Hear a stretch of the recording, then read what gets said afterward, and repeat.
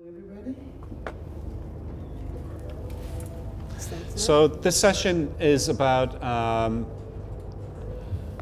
my role in the museum. I'm currently artist in residence here. I'm making lots of new work over the last years, but what we're going to do is something performative. We're going to show some film clips. We're going to talk about specific projects, and we might even hand something out for you to get involved with during this session, which will be a bit of fun. So Lauretta, over to you. Anthony Haughey is an artist and an academic.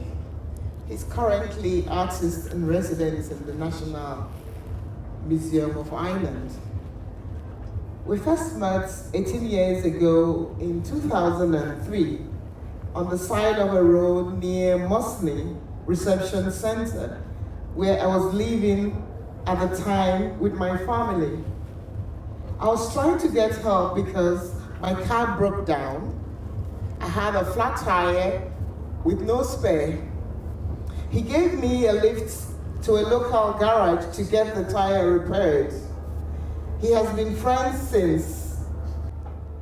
Anthony invited me into the world of contemporary art, and we have collaborated on numerous art projects since.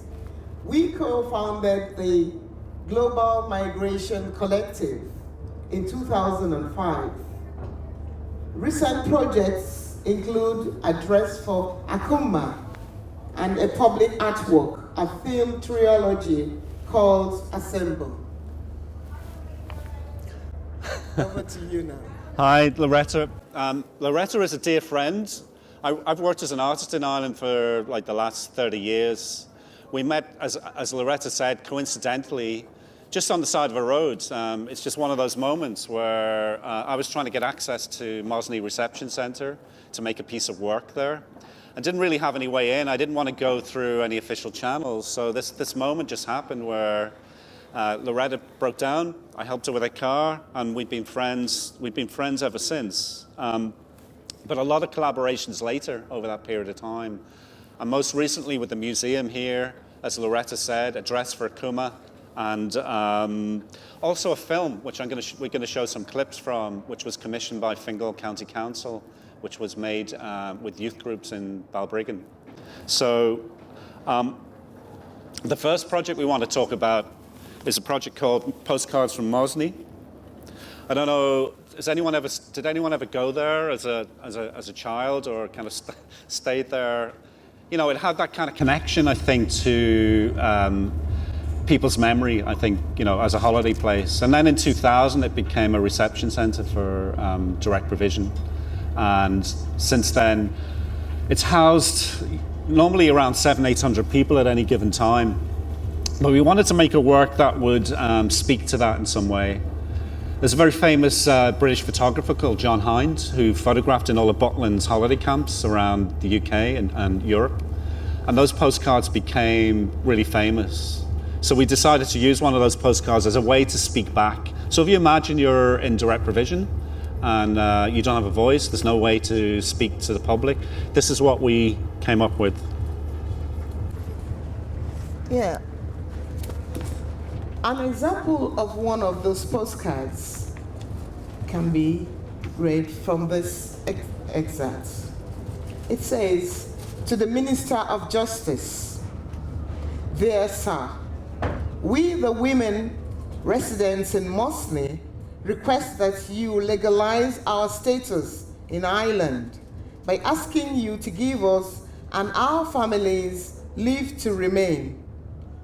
Please, no more deportations." I'm just going to give it to somebody. You can have a look. It is actually genuine. You can pass it around, give it back to me at the end if you don't mind.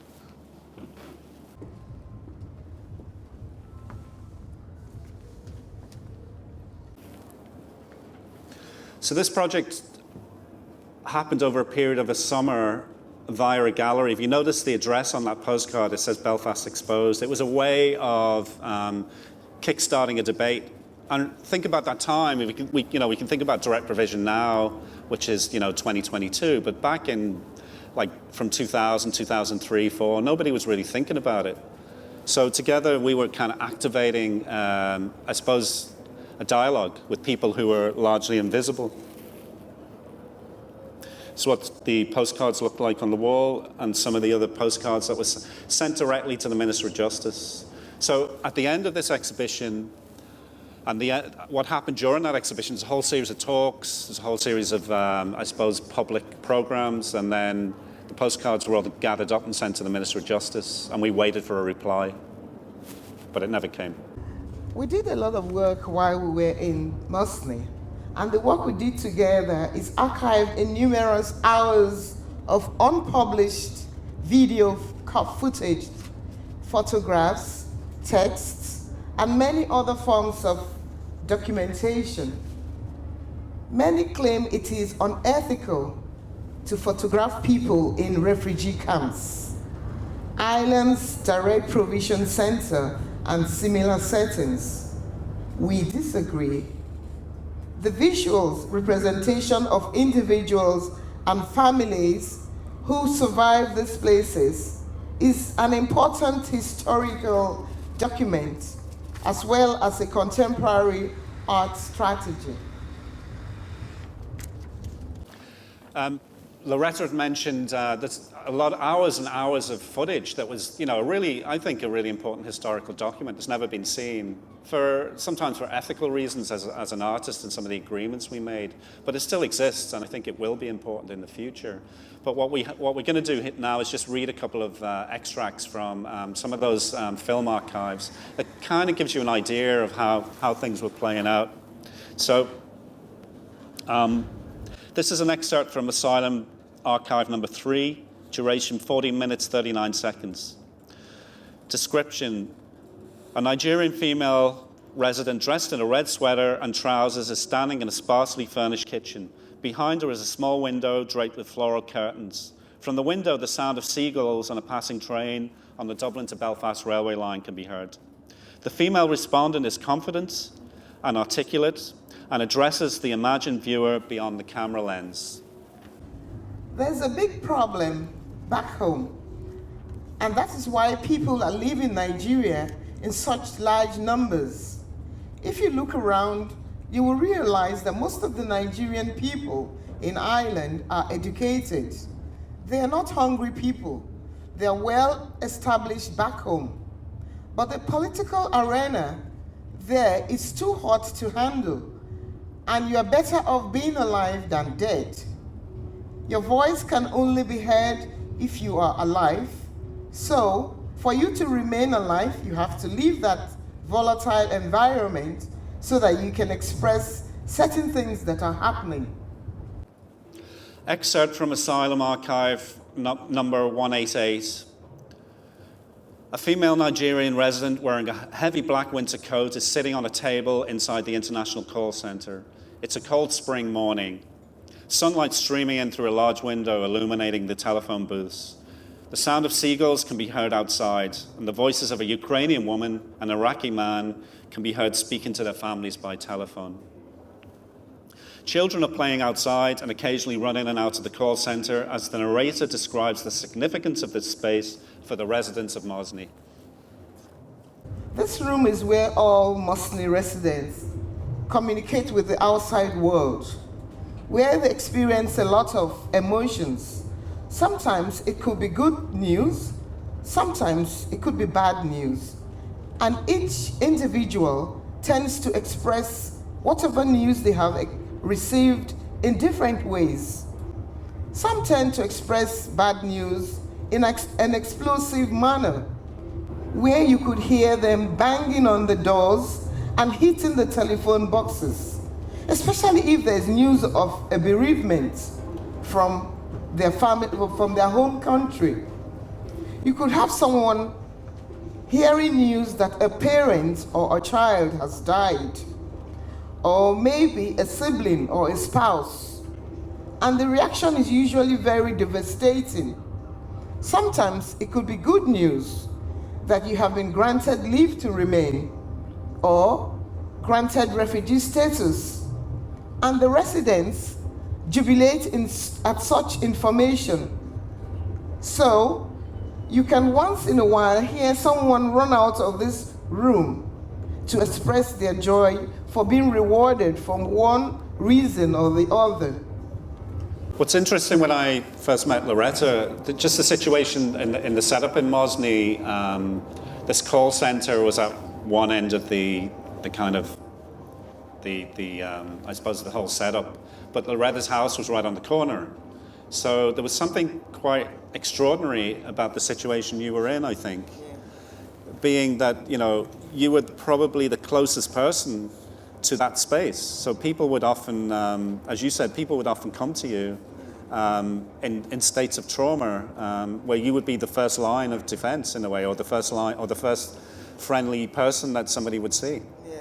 Yeah, that happened a lot during my stay in Mosney, because I was very close to the room where the phone booths were, and you could just wake up in the middle of night because you heard someone crying out in a piercing voice because of some bad news. And because of the way, as a human being, you would feel touched, I sometimes have to get out of my bed to go out there to kind of counsel or console the person to just make it look a little bit easier. It was quite an experience, and it was very emotional. Yeah. So one important project we did together, which was I thought it was kind of humorous as well. I think quite political in a way, but very, very subtly done. It's called How to Be a Model Citizen. I'm going to actually invite a couple of people from the audience. You don't have to get up and do anything, but I'm going to put something in your hand in a minute. How to Be a Model Citizen was a public artwork made in Dublin civic offices. And that's a very, very interesting space, because it's the place where everybody goes to get everything. As one civil servant said, people come in here to get everything from a dog license to negotiate multi-million euro planning permission. So it's like the seat of democracy in Dublin. So we just set up a space there, and the idea was across Europe. Over that period of time, and even now, you had these things called citizenship test, which was for people trying to come into the country to learn something about the civic nature of the country. So we thought, wouldn't it be interesting to make a citizenship test for Irish people? So there's a kind of little power play where this group of people who were seeking asylum became empowered, if you like. They became like the security guards. So they sat at the top table, and then this citizenship test was given to people to fill out. And of course, people came into the space, with lots of bravado, thinking they knew how to, everything about Irish kind of civil life. But it didn't quite turn out that way, did it? No. More than 100 Irish citizens have participated in this performance and sat at the citizenship test. So far, all have failed the test. Following the test, a member of the Global Migration Research Network will inform participants if they have passed or failed the tests, and following will invite participants to participate in an informal conversation in relation to citizenship in Ireland. This happened so frequently, it was amazing. And the interesting thing was that a lot of Irish citizens that sat for the tests were unable to even pass those tests. That was interesting. So there's a couple of people in the audience now. While we speak, you can test your knowledge of civic society in Ireland. It's a little bit tricky. So we're just going to talk about a project we just finished here, which was really exciting. I started as artist in residence in the National Museum back in kind of August time. And one of the first projects we did is called A Dress for Akunma. Some of you have probably been around the exhibits. There's a particular exhibition called The Way We Wore, which is about Irish fashion through the 19th and 20th century. But what was interesting to us is, we're here now in the beginning of the 21st century. We wanted to start a very different conversation. So what we did was looked at the two different cultures together. Yeah. And the research for this artwork included visits to the National Museum of Archaeology to explore organ, the earliest form of writing in Ireland, dating from the 4th century AD, as well as Celtic markings and symbols found on many of the historical artifacts in the collection. The research also revealed Nsibidi, an ancient system of graphic communication indigenous to southeastern Nigeria and Igbo culture, where I originate from. Scholars agree that Nsibidi has been in use since 400 AD and does not correspond to any other spoken language. Its symbols refer to the abstract concepts and actions to communicate with people speaking different languages. Nsibidi comprises nearly 1,000 symbols that can be drawn in the air as gestures, on the ground, on skin as tattoo, on houses, and on art forms, such as masks and textiles. It was a revelation to discover Nsibidi, especially because it originates in the area where I grew up in Biafra. We are educated by Irish nuns and priests under a British colonial system that has attempted to eradicate much of our Nigerian culture, a form of cultural genocide. You would agree? So it's one of the challenges. Think about living in Ireland today that, we think over the last 20, 25 years, the culture's massively changed. And I think it's kind of interesting to how you start a dialogue, how you start that kind of transcultural relationship with people who've come in. So coming back to some of the symbols that we see in the Museum of Archaeology, particularly in Kildare Street. I mean, if you've been in there, it's just, I love going in there. There's incredible artifacts. It's a beautiful place to spend time. But what we ended up doing was combining, Lauretta mentioned this early form of Nigerian Biafran language. So we combined Ogham, an early form of Irish language, together with these Celtic symbols. And then we started out by hand drawing them, as you can see on this slide. Ogham is still a language that can be translatable, and you still see it. You'll see it all over the country on these amazing kind of standing stones. It's read from bottom to top, and theoretically can be translated into Oscailga and then further translated. So in this garment that we ended up making, this is Blonda McLean, who's a fashion designer who was helping us with the design. These are some of the hand drawings we made. But what it was all reaching out to was towards making this fabric. So one of the group of 20 Nigerian women we worked with, she was an artisan dressmaker. She'd learned from her grandmother. Maybe you want to talk about Grace? Oh, Grace is a talented Nigerian. She came to live in Ireland. I met her in Mosney, the Mosney Reception Centre. That was the direct provision center. And during our interaction, I found out she was a very good seamstress, was very good with dressmaking. So when we got on this project, I kind of referred her to Anthony so that she could participate in making the outfit. That's Grace there in the picture, trying to get the outfit with the... We actually got the dress for Akunma made by Grace, and it was beautiful.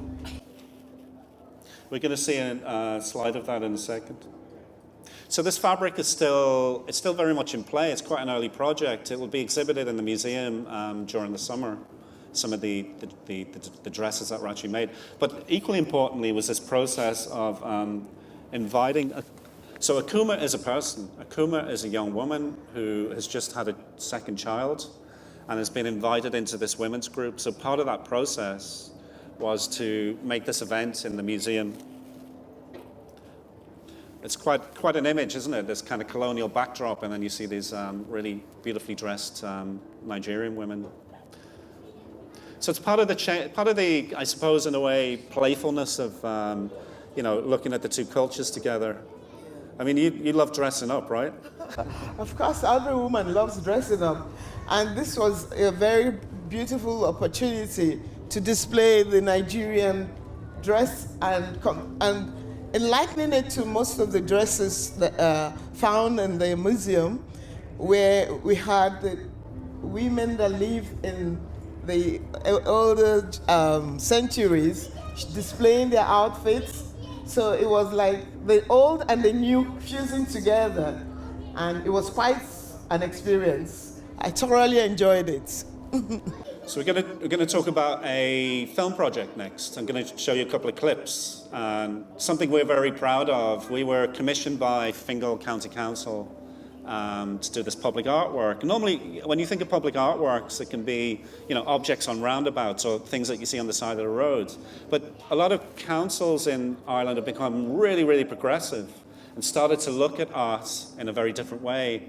So that idea of socially engaged art or work that involves people. So instead of like an artist making something in a forge and then dropping it somewhere near that neighborhood, the idea of actually working closely with people from that particular area and building in a process has become much more, I suppose, a much more enlightened way of working. So when we started this project, we had no idea what it was going to be.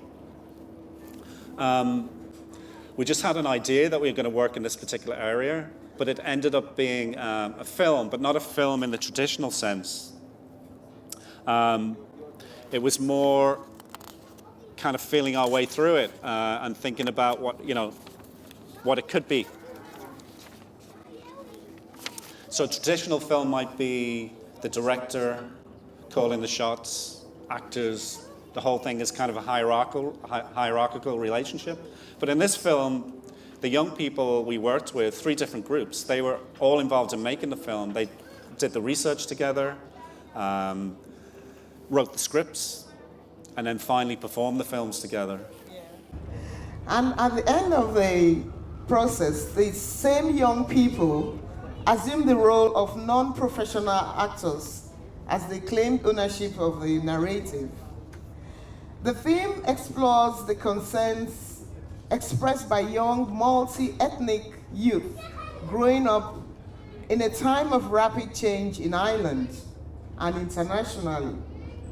The research for each film refers to historical antecedents from the civil rights in the 60s to the Black Lives Matter movement in 2020. Throughout this discursive process and numerous dialogical encounters, discoveries were made and incorporated into each script. For example, in the short film, Can You Hear Us Now?, a group of school students speak up for equality. In this instance, the language and narrative of the African slave, Frederick Douglass, who traveled to Ireland in 1845 and performed many public speeches on emancipation and freedom, were sensitively appropriated and reworked. The resulting displayed conversation between 3 young women from Lost Community College evokes Brett's alienation effects to make the familiar strange and revoke a social critical audience response. So in the second of the trilogy films, there's a film called This Is What We Call Progress, and it's a group of young African-Irish women who set out to think about women's position in society in general, but also in a very particular place. So when you're making a film, the setting is really important as well. And we happen to find this place in, it's a neo-Georgian house. I'm going to show you a clip about it now, where these young women are talking about historical women's empowerment and what it means to be in this kind of current contemporary situation in Ireland. But what you'll notice in this film clip, just the setting is in Newbridge House, if anybody's ever been there, that beautiful drawing room with all the red walls. But if you've noticed on the walls, the paintings as well, they tend to be, they're from the kind of 19th century, maybe a little bit earlier, but they're of colonial masters, really, who would have owned, tea plantations in India, or would have had interests elsewhere in the empire. So the setting and the recalibration, if you like, of these young women in that room is, it's a statement in itself. I'm going to play you, the clip is about 5 minutes, I think. Yeah. This second film, this what we call Progress, is set in the drawing room of the 18th century Newbridge House, a Georgian villa built to the design of James Gibbs in 1747 for the Archbishop of Dublin, Charles Gould. His great-granddaughter, Frances Power Cobb, was born in Newbridge House in 1822. She was a writer, a social reformer, anti-vivisection activist, and a leading women's suffrage campaigner. In this film, a group of young women who call themselves My Sister's Keeper reclaim their place in history, surrounded by oil paintings of colonial masters.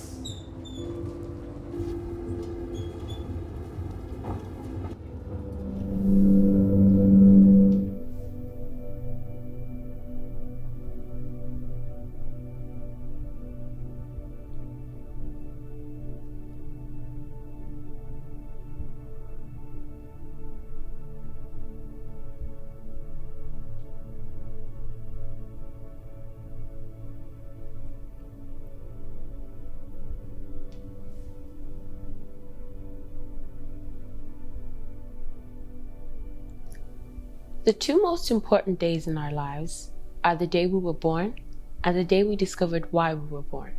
The size of our dreams must always exceed our current capacity to achieve them. If our dreams do not scare us, they're not big enough. The only thing that separates women of color from everyone is opportunity. If we listen to other people project their fears onto us, we won't live. The worst thing that colonialism did to us was cloud the view of our past. Until the lions have their own historians, the history of the hunt will always glorify the hunter. Why does needy Africa continue to let its wealth meet the needs of those outside its borders, and then follow behind with handouts of the very wealth it let go of? It is the inshapeable dedications uncovering the absolute truth that keeps us from turning a blind eye to corruption and injustice. What I know for sure is that speaking your truth is the most powerful tool we all have. Each of us is celebrated by the stories we tell. When we undervalue what we do, the world will undervalue who we are. Turn your wounds into wisdom. Surround yourself with only people that are going to take you higher. Self-esteem comes from being able to define the world in your own terms and not abide by other people's judgments. It doesn't matter who you are or where you come from. The ability to triumph starts with you always. When we stand and tell our story in an empowering way, our story will heal us, and your story will heal someone else. The most common way people give up their power is by thinking they don't have any. All that we touch, we change. All that we change, changes us. And the only rightful truth is change. Remain open. There's something bigger than us going on here. We are worth it. Have no fear for mistakes because they make us who we are. You really need to live your life and open your eyes. Sometimes we work so hard and try to take care of everyone else. We often forget that we're worth it. We teach girls shame. Close your legs. Cover yourself. We make them feel as though being born female, they're already guilty of something. And so girls grow up to be women who cannot say they have desire. They grow up to be women who silence themselves. They grow up to be women who cannot say what they truly think. And this is the worst thing we do to girls. They grow up to be women who have turned pretense into an art form. I have chosen to no longer be apologetic for my femininity.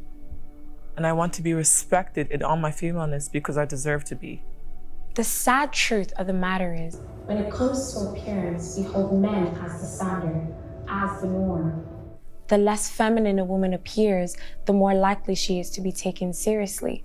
When a man goes into a business meeting, he doesn't wonder whether he'll be taken seriously based on his appearance, but a woman does. We may not control the events that happen to us, but we can decide not to be reduced by them. Let's make every effort to change the things we do not like. We might find a new solution. We can be the generation that holds our leaders accountable for open and honest government at every level. Government that stamps out corruption, that protects the rights of our citizens freely to worship openly, to love whomever they choose to. We can be the generation that ensures that women are no longer second-class citizens and that our girls take their rightful places in our schools. We can be the generation that stands up and says that violence against women in any form, in any place, isn't just a women's rights violation. It's a human rights violation, and it has no place in any society. That is the history that our generation can make. What I know for sure is that speaking the truth is the most powerful tool we have. And I am especially proud and inspired by all the women who have felt strong enough and empowered enough to tell their personal stories. I want all the girls here and now watching to know that a new day is on the horizon. In the final shot, Waiting for Tomorrow, a group of young men engage in a conversation about what is at stake for their generation. Sorry, there's dry smoke behind us. We didn't plan for that, but And they reflect on the historical speeches and claims from civil rights and equality exposed by Martin Luther King, Malcolm X, and many others. The theme is also a homage of Samuel Brett's seminal play, Waiting for Godot. Waiting in this case is akin to a permanent state of crisis, where waiting for change to come is testing the patience of many generations of young people, especially in light of recent events and the Black Lives Matter global protests. Okay, we're going to, again, play a short clip. I think it's only about 4 minutes long, but the context, again, this time it's set on a beach, and it's referencing Beckett's play, Waiting for Godot. And the idea is we're not quite sure who or what's been looked for, but there's something apparent about this that is a kind of a metaphor for the current state of play for these young men. And bear in mind, again, they wrote the script and acted in this. I mean, they're all non-professionals. That is sick. I know, right? Yeah, but what Listen, life is full of surprises, bro. Speaking of surprises, Yeah. where's Ray? I don't know. She hasn't answered her phone. The last time I saw her, she dropped this off at me, and she hasn't been back ever since. Like, I don't know, man. So, like, what are we supposed to do with this? Look, when she gets here, she'll explain. It's good, boys. Hey, what are you saying, man? What are you saying? Finally, it's arrived. Yeah. Yeah, that's sick. I know, right? Where's Ray? I don't know, bro.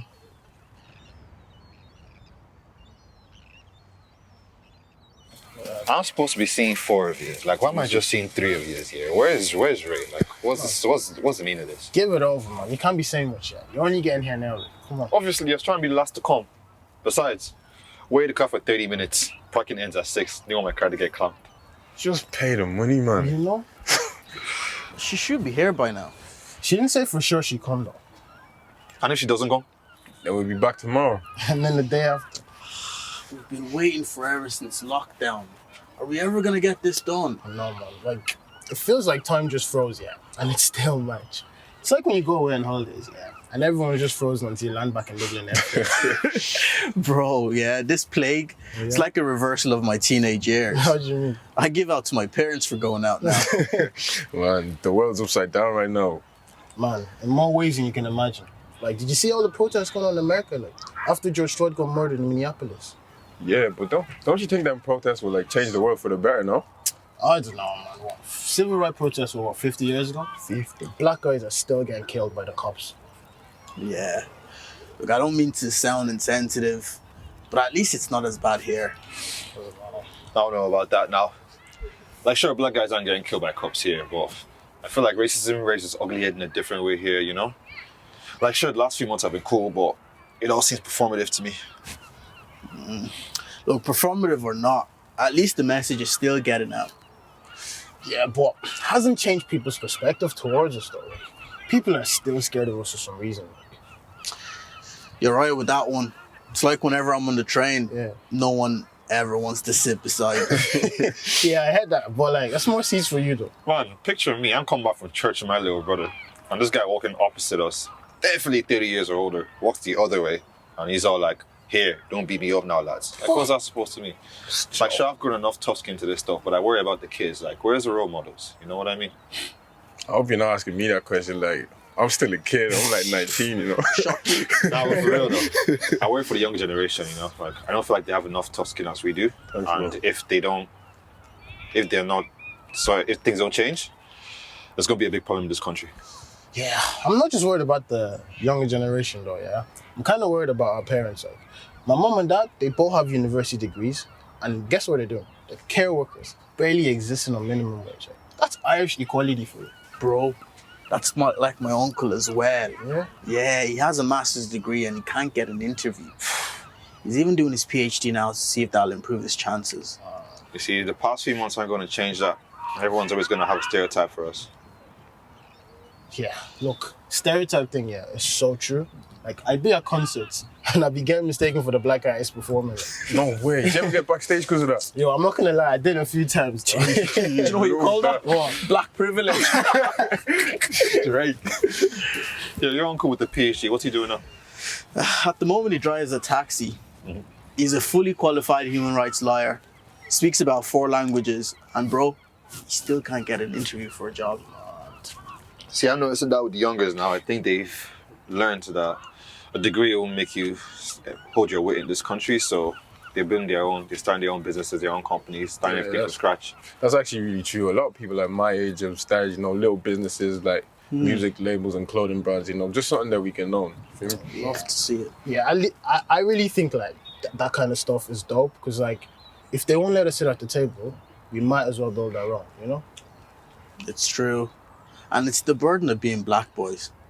You have to be superior just to be equal. And if you do end up being successful, best know it's well earned. Yeah, but you're not going to make progress by standing on the sidelines, whining or complaining. You're only going to make progress when you implement ideas, you know? See, change won't come if you wait for some other person or some other time. We're the change that we seek, and we're the ones we've been waiting for. You never know how important your impact can be to someone, or how or when you will have that influence on some other person, you know? Yeah. I think in every community, we need a group of angelic troublemakers. It's true. Angelic troublemakers. For real, though. Because we can't acquiesce to the face of discrimination. Because those responsible think we're okay with it. So we have to protest openly everything that marks at discrimination. Yeah, like, craziest thing about all of this, boys, is, we're not asking for integration, nor are we saying that we want segregation. We're just asking for a bit of recognition, you know? Bro, look, this is it, yeah? We design our own blueprint, our own businesses, like you said, our own brands, everything. And eventually people are just going to accept that we're here to stay. Yeah, that's true. Look, it's time that we all step up and act to help end systemic racism against people of African descent and other minority groups. My sir, and everything counts. Every small gesture, even at the final breath. Yeah, man, people are getting frustrated. And that's what worries me as well. I don't think the young generation will have as much patience as we did growing up, you know? If changes aren't made, they'll make themselves heard one way or another. Yeah, the truth is, like, we we don't even know if the rules of the game anymore. Like, the plague has changed everything. We don't know what the future holds anymore. Speaking of the future, though, yeah, you just come check I this out. forgot why I was here. Come on, sick, bro. This man, look at Whopper this. yo. That's sick. I know, yeah. How are we gonna get that set up? Look, I have no idea, man. Let's go. Yeah, we can't. Why not? We're waiting for rain. Okay, so we're just gonna finish off now. Thanks for your patience. Just to finalise, to talk about a particular project. Well, anybody can get involved in, by the way. As artist in residence, one of the large project that I'm doing with the museum is looking at the collections, and one part of the collection in particular is looking at flags and banners. So over the last 6 months, I've been working with whole groups of people who are rethinking what a flag for Ireland might look like, or even what a personal flag might look like. So we can see that cultural identity might be tied into that. So if you imagine 100 years ago, when the Anglo-Irish Treaty was signed, we had a rather kind of binary identity. It was, you know, you were either a Catholic, nationalist, Republican, or maybe a Protestant, Unionist, Loyalist. And those two binaries, and of course, everything else was hidden underneath that. So what this project tries to do is really look at that in its broadest terms. So look at how, the real question is, what does Irish cultural identity look like in the 21st century? I have a couple of flags here. I just want to finish by showing you one of them. It was made by a Filipino person who was thinking about a different kind of flag for Ireland, but it's a particularly beautiful example. But behind you out there in Clock Square, in about a year from now, when this project's finished, the idea is to everybody who's made a flag, from 5-year-old children to 80-year-old grandmothers, grandfathers, they'll all be invited to come back, and we're going to make this huge parade in the middle of Clock Square, where all these banners and flags will be on display. So the idea being that if you think about that square holding a military history, what we're trying to do is kind of bring that back into a much more kind of democratic, if you like, and the idealized notion of what a republic might look like. So there'll be hundreds of people out there, maybe Easter, maybe May Day, we haven't decided when it's going to be, but so far we collaborated with more than 160 people who've come to various workshops and designed their own flags. It starts with a simple drawing, and then they get made up through the next process of graphic design until we choose some of those flags to print. I'm just going to show you one now. We can hold one up. If you want to stay sitting down, it's okay.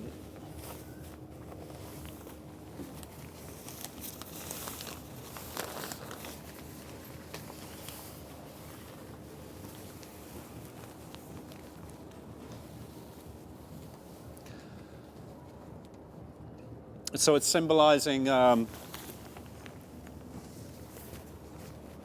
she wanted to use the magpie as a kind of symbol of a bird that survives or can be adaptable, and the idea of the 3 stars for peace, and cultural references to the Philippines and Ireland. So it's bringing together a number of different cultures into. So you know, it's not claiming anything about.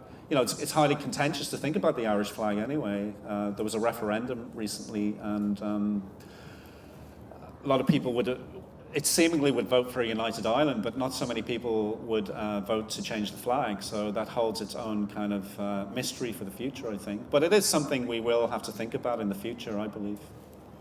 Anyway, thank you for coming. If anybody's got any questions, I think we've got about 5 or 10 minutes.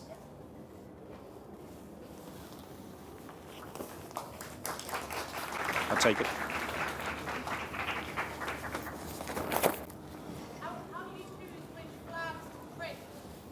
Ooh, yeah, that's a good question. Well, what we tried to do, there's been a couple of completed projects, for example, one in Donegal, which was on the eve of the Anglo-Irish Treaty signing, where we took over Fort Dunree. So, you know, we worked with lots of different groups. So what we tried to do democratically is just choose a number of flags from each group, a number of designs from each group, and then print them up. all of this will come down to budget in the end, whether we can, want to print as many as possible. But in the summer, sometime July, probably beginning of August, there's a temporary exhibition space in the museum, and we're going to be installing some of the work in progress, some of the work that's been made. There's also an exhibition coming up in Imma next week, I think, which emanated from one of the workshops we did, where these are a whole series of different banners that were designed and then printed. So yeah, it's going to come down to practicalities in a way, but we hope that we'll be able to print as many as possible. Yeah. Everybody, anybody and everybody. Schools, anybody who comes forward who wants to get involved, totally open to it. How many workshops do they have to do? It depends. It can be, we try to tailor them around the needs for a particular group. So, we're very practical. So, for example, if we know it can only be done in one workshop, then we'll design a workshop around that with a definite output.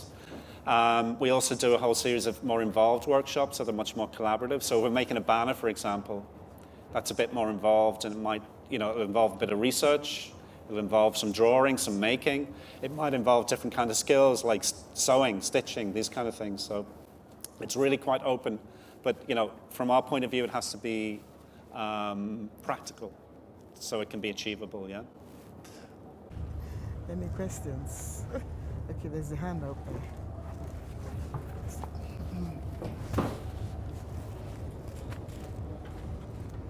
I just want to say and to ask if those films are available to watch online anywhere. Yeah, they are. I think it's currently password protected, but I'm going to take that off. If you go to my website, you'll find. Actually, I think it's on the landing page. If you click on that image, it will take you to where the films are. They have been in film festivals and been installed in gallery situations as well. So it's kind of an ongoing thing. I mean, for us, that film is really about tomorrow in a way. It's really what's emerging now. It asks lots of questions of where Irish culture is at this moment in time. Do you want to say anything about the films? Well, it's nice to live in these times, having come from Nigeria as a migrant and having to settle in Ireland. The perception you have as a migrant is quite different when you come to live here and have to interact, live, work, and play in Ireland. But over the years, we have quietly watched the way things are changing for the better, I would say. Because I remember when I first came to live in Ireland, I never knew anything about racism because I've always lived in Africa until I turned 40 and came to live in Ireland, and that's about 18 years ago. So when I came and had to confront racism, it was a shock because I never knew that such things happen. Bearing in mind that we were raised by Irish nuns and priests in Africa. So we lived with them, we did everything with them. I remember when I came into Ireland, my first experience was to, get to these places I have been told about by my principal. Now she's late, Sister Henrietta Powers. And she was an Irish lady, and she told us so many lovely stories about Ireland. So as a little girl in the secondary school, I grew up hearing streets like Connolly, St. Bernard, all the Catholic Christian names. And with the stories she told us about Ireland, we never knew that one day we would settle here, because then Nigeria was lovely, was beautiful. Like every human experience, you never know what would happen the next time. When we were, for example, when we were having COVID, the pandemic, we never knew that the Ukraine-Russian war would have to send people out of the country just immediately after the COVID-19, which is a situation where even in Europe now, people have to become refugees. So life happens and you never know where you would be tomorrow. So being a migrant is a universal thing. It's not meant for only those in Africa. It's happening here in Europe. So we have to get used to it. And I've noticed also that the way the system of accepting refugees from Africa and refugees from Europe is quite different. If you would be honest, you would notice that there's more reception to refugees coming from Europe than refugees coming from Africa. And that was one big racism that I noticed as a human being. Like we know, this is a global world we live in now. From every day, what we eat, what we dress in, what we do, is all globally connected. So if we should slow down on our reception towards racism, it will help humanity a great deal. That's my stake on that. Thanks. Well done.